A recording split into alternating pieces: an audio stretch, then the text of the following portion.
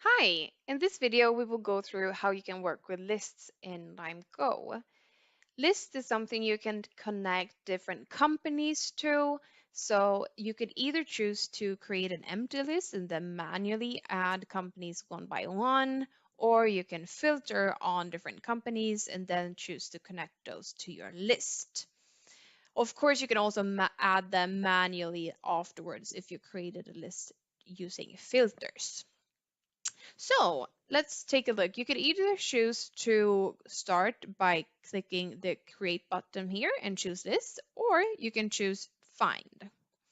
So here we have the option to search for whatever we want to search for. So let's say in this case, I want to choose a consultancy firm. So computer consultancy activities, let's say that's the industry I want to target. I also want to target those that are located in Malmö. Right now, based on these two filters, I have 498 hits. I also want them to have a pretty good turnover. So let's say I'm targeting companies around 80 and above in turnover.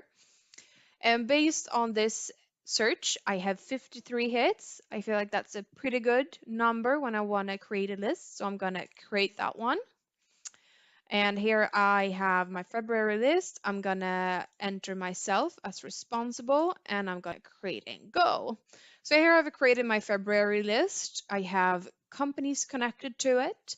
We can see here that I have different steps or outcomes of a call. Those are something I can add or change in the setting page, which I have covered in a previous video.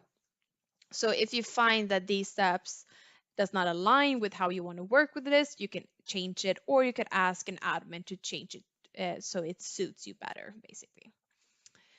So it's just for you to click on a company card. Here we have Aero System where we can search for whatever information we want to search for. We can take a look at LinkedIn, we can take a look at key figures and so on.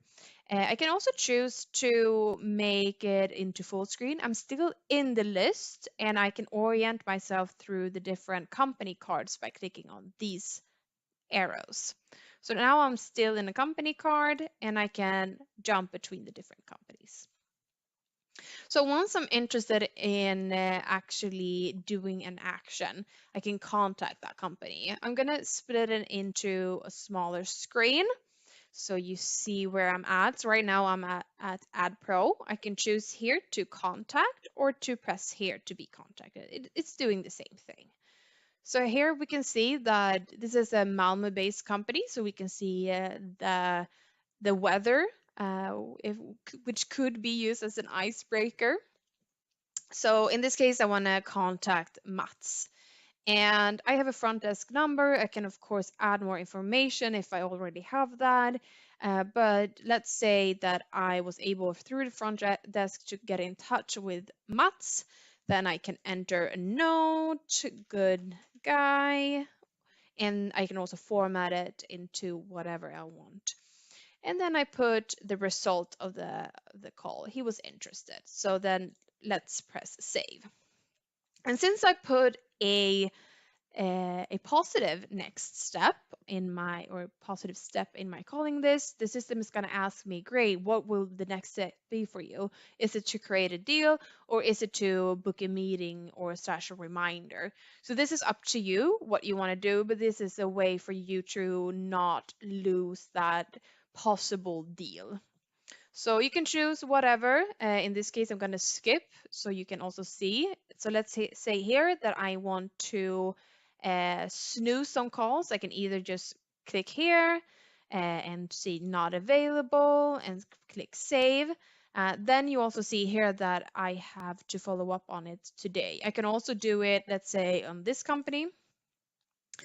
Let's say that they were no answers, then I can enter that I want to contact them this date, and then I can save.